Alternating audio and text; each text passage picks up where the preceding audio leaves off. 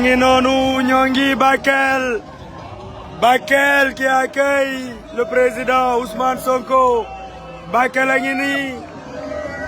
ngi nii xale Bakel génn nañ Sonko rek la ñu wax xale Bakel a ngi noonu convoi baa ngi avancé Bakel a ngi nii di fàttali nii yàggul lool dund nañ fi ay jafe-jafe waaye tey taxaw bi leen askan bi taxaw bi leen gouvernement bi taxaw moo waral tey ji ñoom ñëpp ñu génn ngir saafonte ak le chef du gouvernement sénégalais le président Ousmane Sonko premier ministre Ousmane Sonko mi ngi noonu premier ministre mi ngi fàttali ni jot nañ fee dugal 8 milliards de francs CFA yoo xamante ne pour soutenir population bu Bakel la waaye itam bu Kidira ak bu Tamba ñi nga xamante ne ba Matam ñi nga xamante ne mbënn mi laal na leen mbënn mi jógee ci débordement nga xamante ne moom moo di dex bi mi ngi noonu Bakel est là exceptionnel et d'honneur baa ngi nii di fàttali nii premier ministre nee na lu tolloog 42 milliards itam dinañ ko mobiliser pour soutenir ñi nga xamante ne moom mooy les agriculteurs ñeneen ak ñeneen ñëpp ñi nga xamante ne am nañ ay lor-lor ci li nga xamante ne moom moo di mbënn bi ak débordement bi mais ngi noonu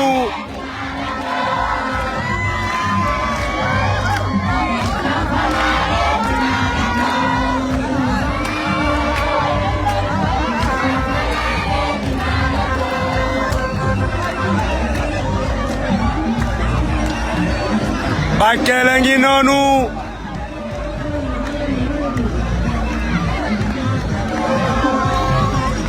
exceptionnel accueil di fàttali ni bi yàggul dara li nga xamante ne moom moo fi amu di mbënn bu metti fii nii à Bakel waaye itam benn parti Tamba ak Kidira État du Sénégal mobilisé 8 milliards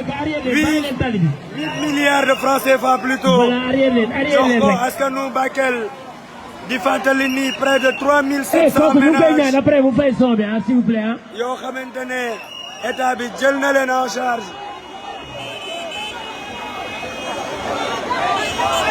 Bakel a ngi noonu lépp ci prise en charge bu mucc ayib moo waral tey Bakel est préparé pour recevoir Ousmane Sonko.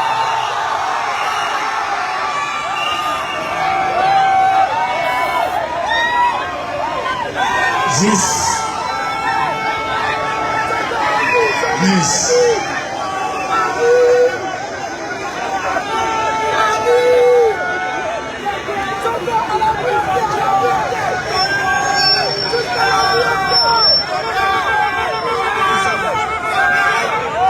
Yes.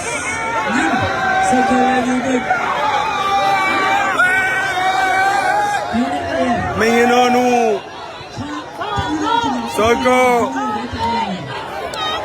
mi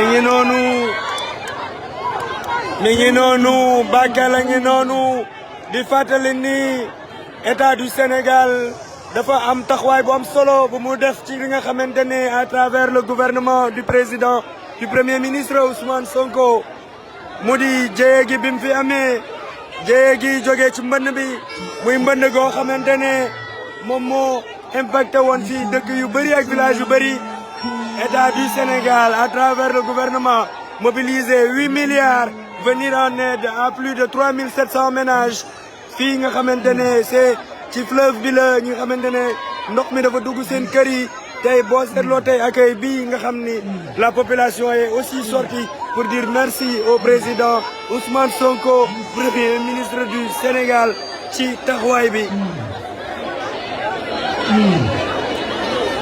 ci même actualité boobu premier ministre daal di yëgle sànq fee ci Kidira que gouvernement bi dina mobiliser près de 42 milliards pour venir en aide yi nga xamante ne mooy borom tool yi les périmètres irrigués yi nga xamante ne ndox bi dafa dugg yàq fa lu bëri muy wane ni taxawaay bi état du Sénégal war a am ci askanam fii li ko jëlee Tamba Kidira Bakel Ourossogui Matam ba Podor ci Daande Mayo bi ñoom ñëpp état du Sénégal taxawu na leen di fàttali nii fii diggante Kidira ak Bakel près de 3700 ménages mooy kër yoo xamante ne état du Sénégal mobilisé na xaalis yóbbul leen muy ceeb di dawlin muy denrée de première nécessité muy mbiru école muy mbiru yére pour taxaw ñi nga xamante ne ndox mi daa nangu woon seen kër yi donte ne tey ñi ci gën a bëri ndox mi dellu na ndax ci dex bi la jóge woon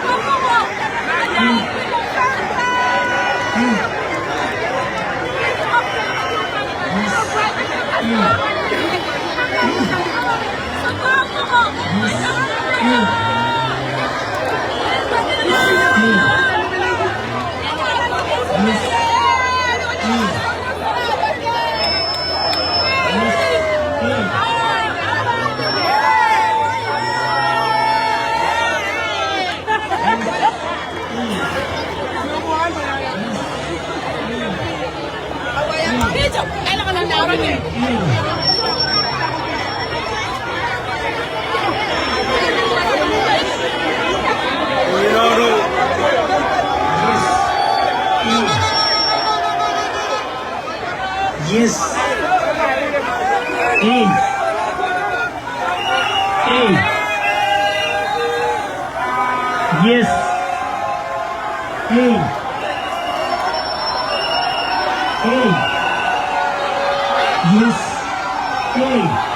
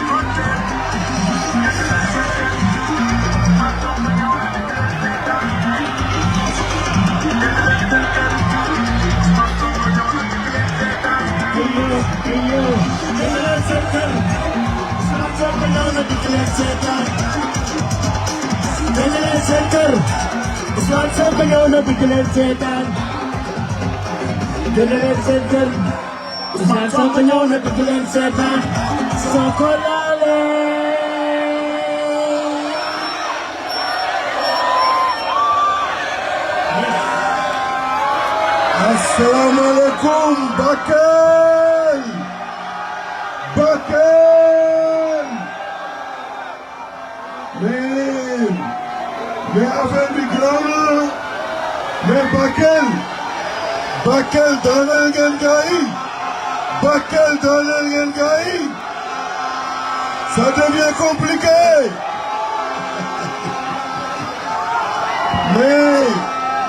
mais président Ousmane affaire bi compliqué na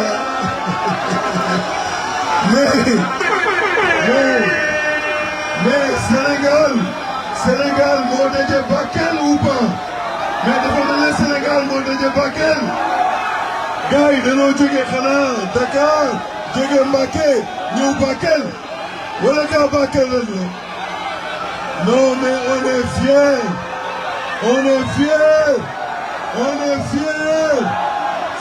de cette forte mobilisation tàccu leen seen bopp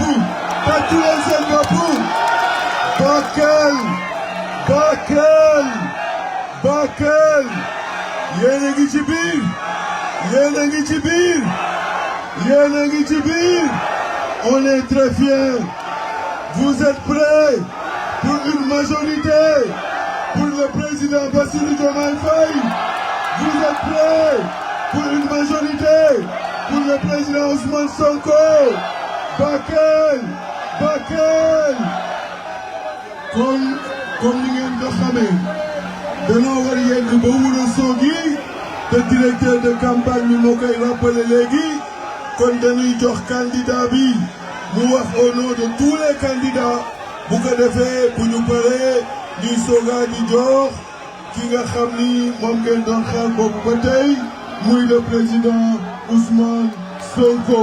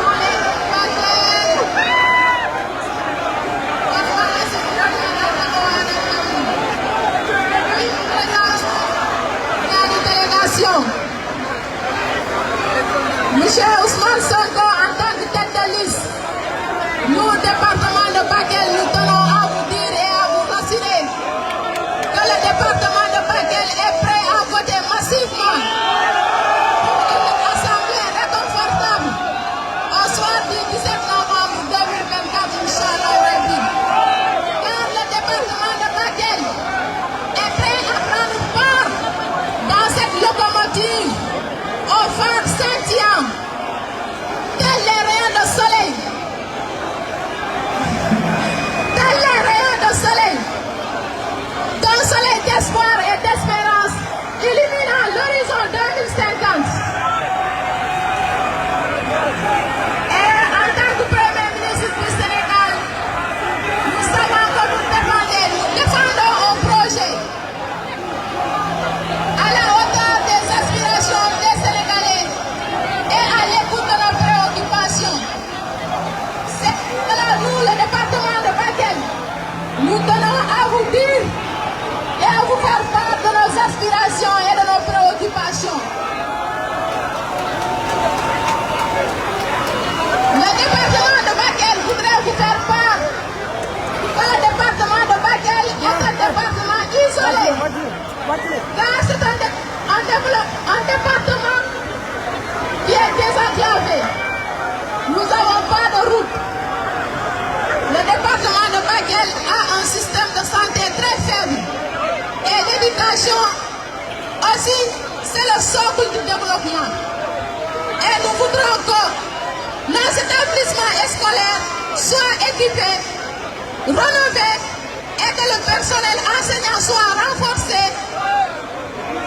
Le personnel enseignant soit renforcé et formé.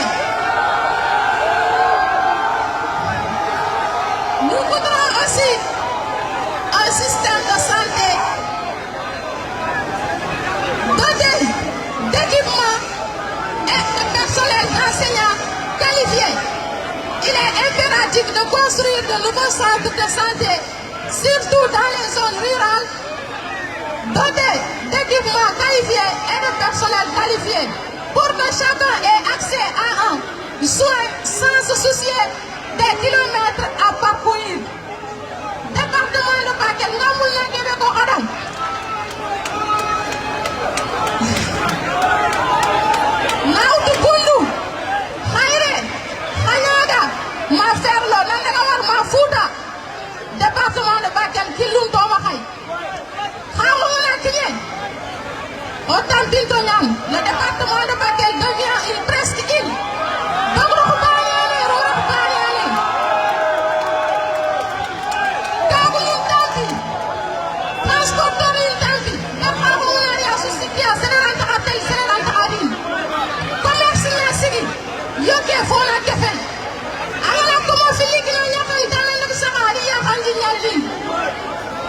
Franchement, autant de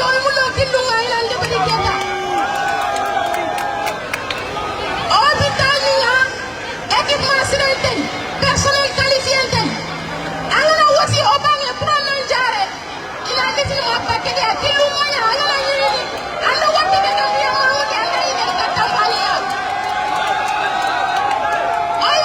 Éducation silencieux, Romunga. Éducation silencieux, Romunga. Et je suis fier de la jeunesse de Bakel. Cette jeunesse consciente et soucieuse de l'avenir du département, déterminée à faire sortir le département de Bakel dans l'ombre qui a été laissé depuis 1960 jusqu'à maintenant. Je suis fier des femmes de Bakel. Ils sont soucieux également de l'éducation de leurs enfants, de la santé de leurs enfants. Je vous remercie.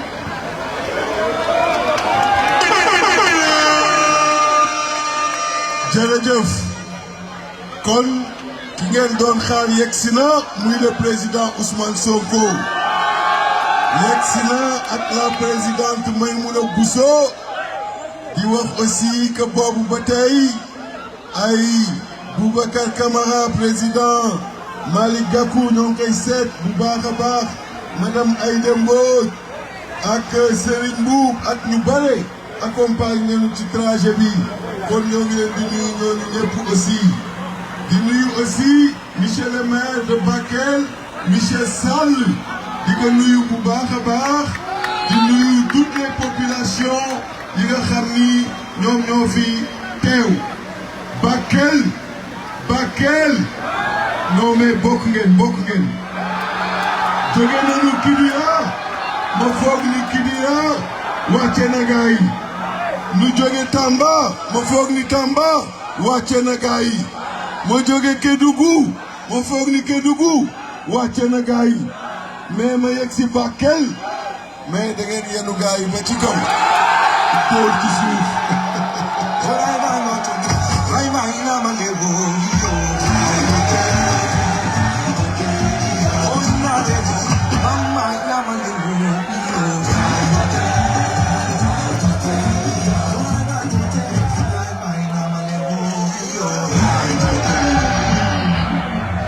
kon ñu jox kàddu gi ki nga xam ni moo tax midi ba tey ngeen di woote di xool fan la tollu ki nga xam ni moom mooy porter l'espoir de toute la jeunesse de toutes les couches ki nga xam ni moom moo war exécuter li nga xam ni moom ngeen dénk le président de la République le 24 mars ki nga xam ni ñëpp à l'Assemblée nationale du mën a changer réew mi kooku mooy kan DJ introduit le président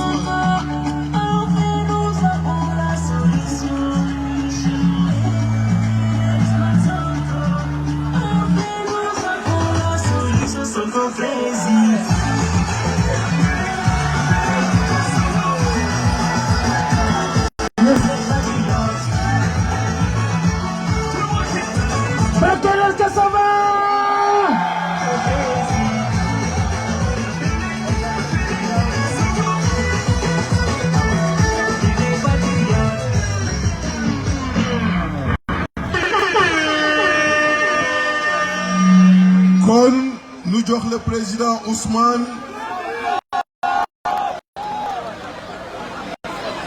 ñu jox le président Ousmane mu mën wax yéen ñu continuer incha allah.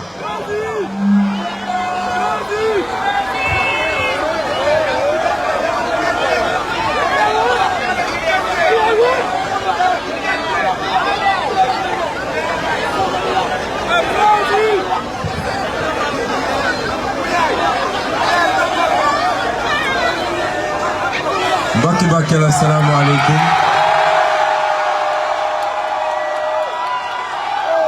ziar nañ leen bu baax a baax di leen masawu xam naa ni xaar ngeen lu yàgg waaye suba ba léegi yéen a ngi suivre caravane bi ni ko président ci waxee foo dem rek day mel ni foofa la waaye il y a une mobilisation exceptionnelle à Bakel boo xam ne boo ko méngaleeg situation bi nga xam ne moom la àdduna yëpp xam te muy situation bu Bakel di dund day multiplier cette mobilisation par 10. Bakel maa ngi leen di nuyu di leen féliciter di nuyu la coordination départementale de Pastef Bakel, tous les militants et les militantes ku ma ci xam ak ku ma ci xamul xam leen ni suñu xol sedd na ci yéen et je veux vous féliciter ci seen taxawaay ci le combat pour la révolution bi nga xam ne tey moo jur résultat bi di nuyoo it ñi nga xam ne ñëpp nag ñëw nañu pour jàpp ci liggéey bi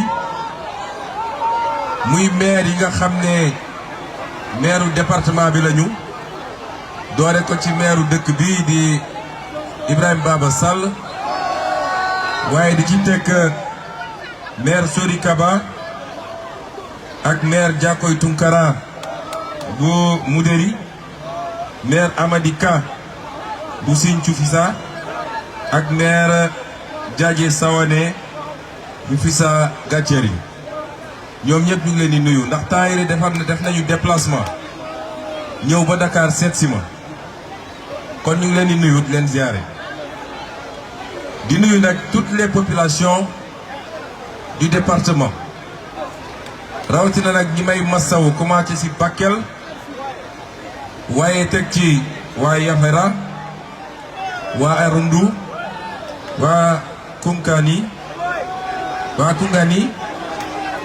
Golmi ak waa Baalu ñoom ñëpp dund nañu li nga xam ne moom la ñu xam ñun ci inondation yi muy situation bu métti mbokki Bakel am na situation yoo xam ne bu amee ci réew ñu xam ni lii am na ko daan français dégg nga wolof dégg nga wolof te dégg nga français ah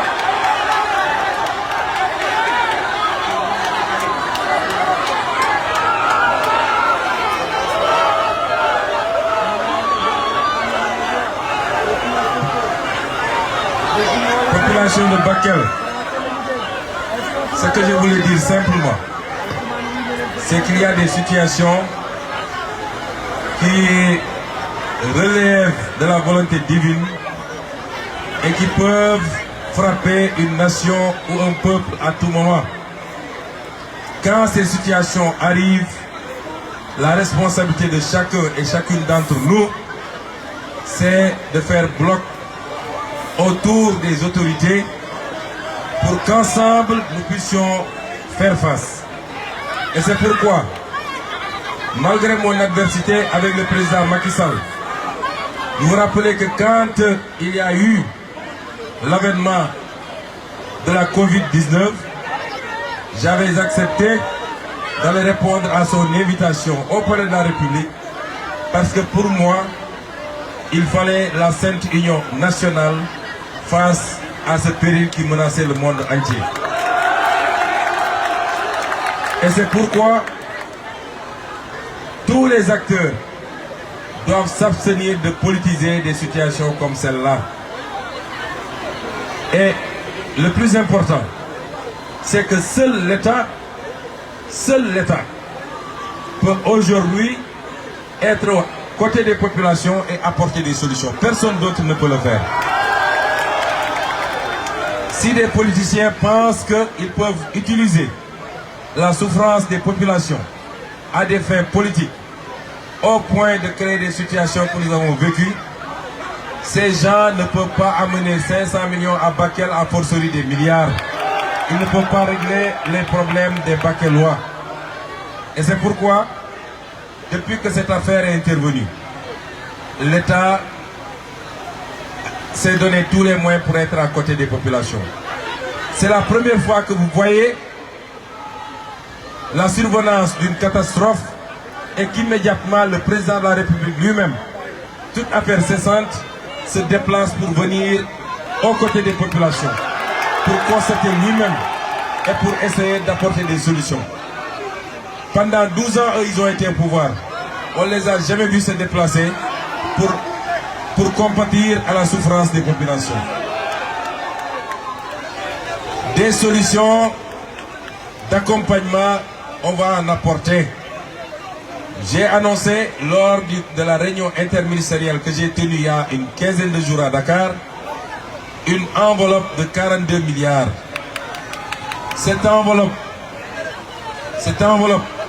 j'ai vu un acteur politique de passage dans la zone parler de 8 milliards. 8 milliards, c'était l'enveloppe pour les premiers secours.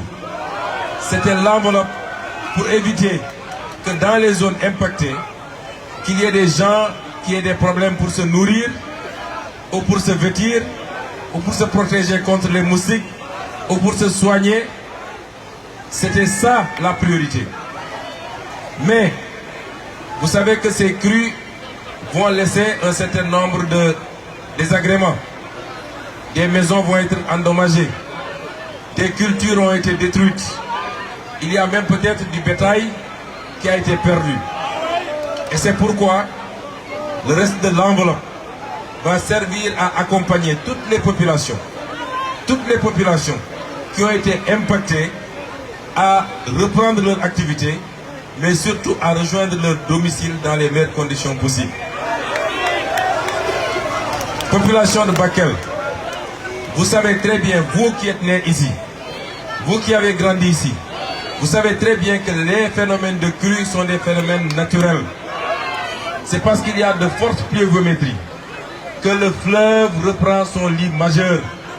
Le fleuve a un lit majeur et quand on reste quelques années à faible pluviométrie, les populations ont l'habitude, ont tendance à venir construire sur une partie de ce lit majeur.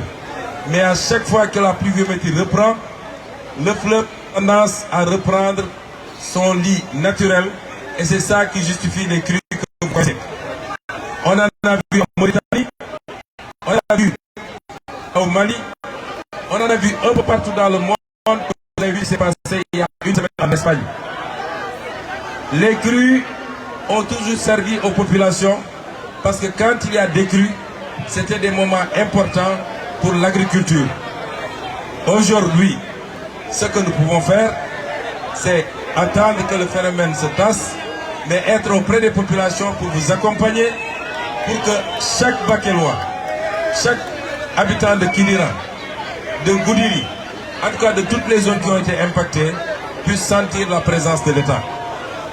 Mais j'ai donné des instructions au ministre de l'Hydraulique. Vous avez entendu parler des lacs et des mares de Bakel. Nous allons travailler à réhabiliter ces lacs et ces mares.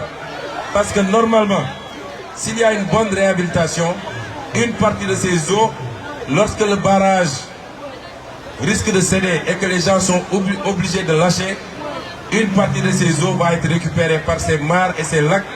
Et c'est un potentiel extraordinaire pour l'agriculture. La semaine dernière, le ministre Cheikh Tidiane Gueye et la dame qui est directrice générale de l'Office national des lacs étaient ici à Bakel pour faire la prospection pour que nous puissions faire ce travail-là. Toutes les mesures seront prises pour que cette situation, qui peut être impactante, qu'on puisse la transformer en opportunité pour Bakel, pour tout le département de Bakel, mais pour toute la région du fleuve. C'est cela que nous allons faire pour accompagner les populations. Il est important. Nous savons toutes les préoccupations qui sont les vôtres et qui sont les mêmes qu'on trouve presque partout au Sénégal. C'est parce que pendant 64 ans, déjà se sont succédés à la tête de l'État du Sénégal et ont très peu travaillé pour le peuple sénégalais, mais ont travaillé pour leur propre intérêt et pour les intérêts étrangers. C'est de cela qu'il est question aujourd'hui. Dans toute cette zone, il y a un potentiel minier. On a parlé d'or, parce que nous sommes ici dans le pôle sud-est. C'est le pôle le plus riche du Sénégal. On a parlé d'or, on a parlé de fer, la Falémé est ici à côté. Et il y a du fer à la Falémé. Qu'il y a 5 ans de cela, ils avaient signé avec une entreprise turque et ce fer allait être pratiquement vendangé au profit d'intérêts étrangers. Vous nous aviez entendu faire notre conférence de presse, dénoncer cela. Et on s'est bien battu au point qu'ils ont reculé. Et c'est pourquoi le fer qui est là est encore intact. Et nous allons l'exploiter au profit des populations du département, au profit des populations de la région, mais au profit du peuple sénégalais dans son ensemble. Ici, il y a énormément de potentiel. Nous avons du manganèse. C'est l'une des rares régions du Sénégal où on trouve cette ressource naturelle extrêmement prisée. Tout ce qu'on doit faire, tout ce dont on a besoin pour construire une plateforme industrielle, il y en a ici à Bakel. Si vous lisez le programme que nous avons présenté dernièrement, la vision 2050, nous avons dit que ce pôle est le pôle qui va avoir la plus grande croissance et la croissance la plus rapide, passant de 1 million de francs par tête d'habitant en termes de PIB rapporté à l'habitant à 4 000 francs au terme de l'application de notre programme. Je l'ai décrit, je l'ai défini et je l'ai développé hier lors du meeting de Tambacounda. Et c'est pourquoi même le 3e barrage que nous voulons construire sur la Falémé, qui sera un barrage à la fois électrique mais également un barrage hydraulique et qui va permettre de régler définitivement la question de l'orpaillage clandestin tout le long de la Falémé, c'est-à-dire le barrage de Gourbassi. Le programme est lancé. Nous allons travailler à mobiliser les financements pour le faire ici. Et tous ces programmes seront très utiles pour l'agriculture, irriguée aussi bien en saison sèche qu'en saison pluviale.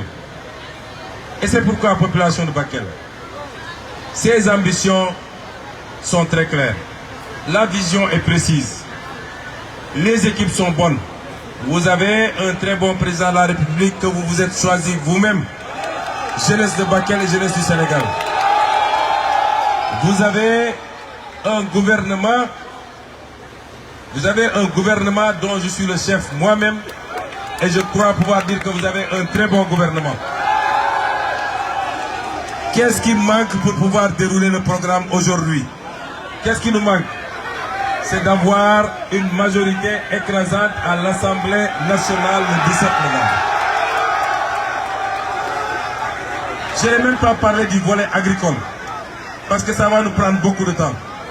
Mais tout ce qu'on vous demande pour parachever le contrat moral qui nous lie à vous, c'est de nous donner une majorité écrasante, minimum 150 députés, au soir du 17 novembre, pour permettre au président Bassirou Diomaye Faye de gouverner, de prendre les lois qui doivent transcrire les aspects économiques, juridiques, administratifs, sociaux du programme qu'on vous a présenté.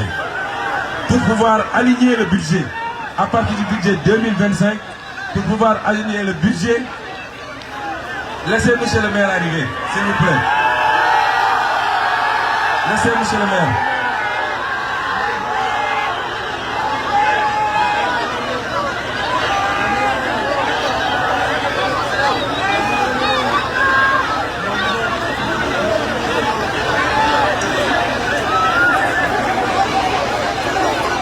Calmez-vous s'il vous plaît.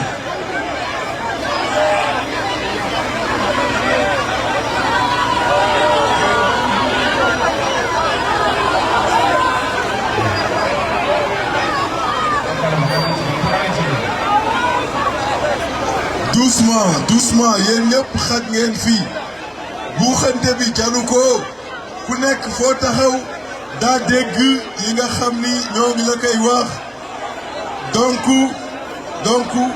dal leen bu baax a baax ñu continuer waxtaan bi bu ko defee ñu continuer incha allah.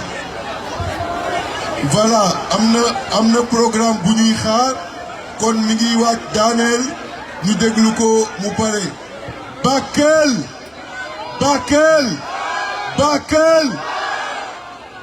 gañe ngeen gaay yi man foofu laa toll.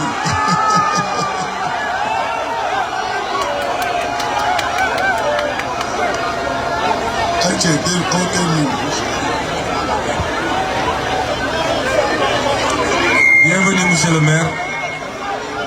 Je suis entré dans votre ville sans vous apercevoir. Ce qui est un crime de lèse-majesté. Donc j'ai demandé après vous, en tout cas merci d'être là. Ce que je voulais dire, pour terminer mon allocution, je vous ai dit, je vous ai parlé du hub industriel que nous voulons ici, qui sera accompagné des infrastructures qu'il faut. Certains ont parlé de routes et de chantiers. Nous avons un ambitieux programme de désenclavement des régions et des départements périphériques, surtout les zones frontalières.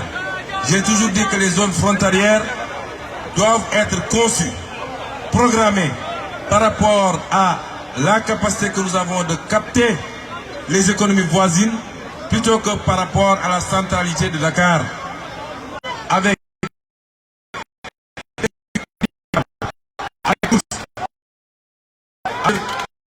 des de sorte que c'est les voisins qui devront traverser pour venir dépenser leur argent ici. Et c'est pourquoi même le chemin de fer par rapport à l'exploitation du fer de la Falémé, le chemin de fer qui doit conduire directement au port minéralier et qui doit permettre de pouvoir exploiter ce fer dans les meilleures conditions après avoir été transformé ici à Bakel avec le pôle sidérurgique qu'on veut faire dans le pôle sud-est. C'est cela l'offre politique du président Bassirou Diomaye Faye pour Bakel et pour le pôle.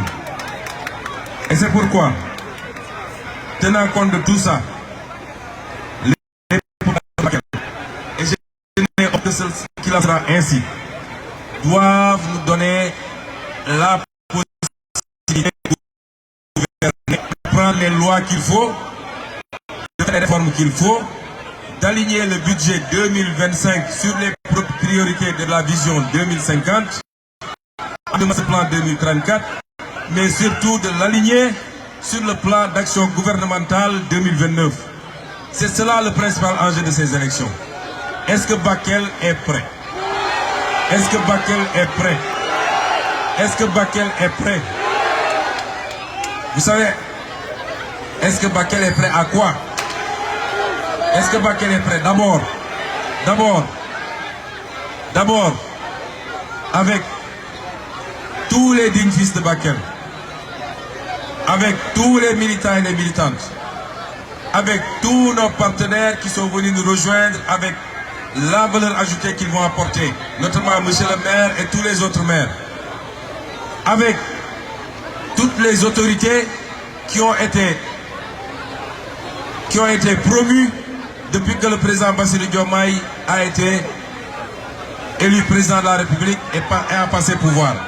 Ici dans le département de Bakel, il y a au minimum 4 ou 5 directeurs généraux, dont M. Koulibaly ici, qui ont été promus, et il y en aura encore et encore, parce que le potentiel humain qu'il y a ici, nous le connaissons.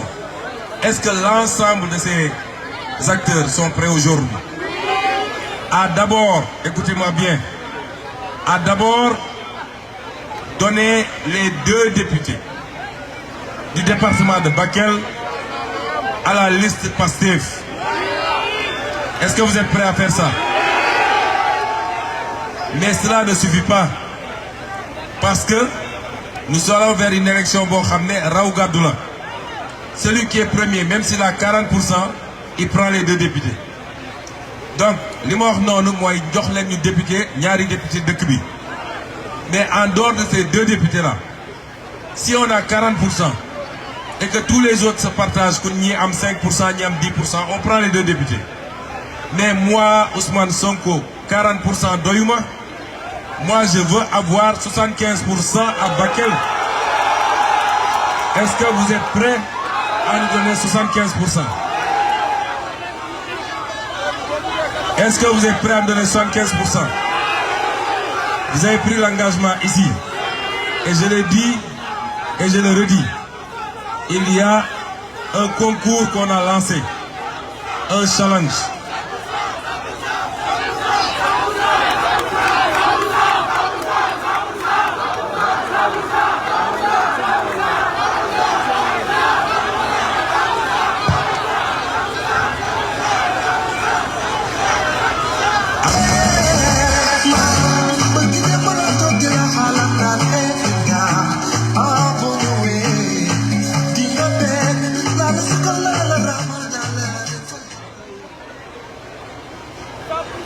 Man dama leen assigné benn objectif yéen vous dites 100%, man je vous demande uniquement 75%.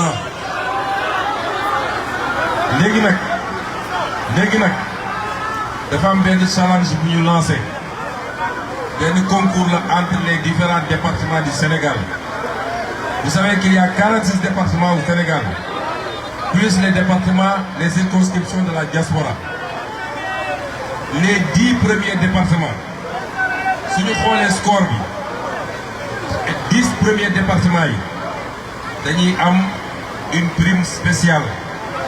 Une prime spéciale, on va donner ça aux 10 premiers départements. Donc, dans moins de 15 jours, le dimanche 17, Inch'Allah, dans moins de 15 jours, à cette heure-ci, vous avez fait combien? Si vous avez 25%, beaucoup l'en. Si vous avez 50%, beaucoup l'en. Si vous avez 60%, beaucoup l'en. Parce que les gars, c'est des rames de fatanga. Partout où je suis passé, gars, c'est des rames de fatanga. Vous avez des départements humains de Mbaké, humains de Dakar, humains de Ziguinchor, humains de Bignona, et yeneen yu mel noonu ñoom déjà tàmmal nañ ñu ay 70% ak ay 85%. Donc yéen da ngeen war a def remontada ngeen war a def. Est-ce que vous pensez que Bakel mën na def remontada? li ci kanam raw yu bët, on se donne rendez-vous dans 15 jours Inch'Allah à cette heure-ci. Bu ngeen def remontada nag dinaa ñëw ak carton rouge bi. Bu ngeen defee remontada bi nag vous aurez une prime spéciale boo xam ne yéen waa Bakel di ngeen ko gis ba mu mat sëkk. Et je parle sous la surveillance de monsieur le maire, de tous les directeurs généraux qu'on a nommés et qui sont des fils de ce département. Comme lu neex du doy li duuf lépp xajul ci cin li ñu ngi leen di gërëm di leen sant et on va vous demander la route. Parce qu'on doit aller par Kanel et continuer jusqu'à Ourossogui. Vraiment content. Assalamu alaikum wa rahmatullahi wa barakatuh.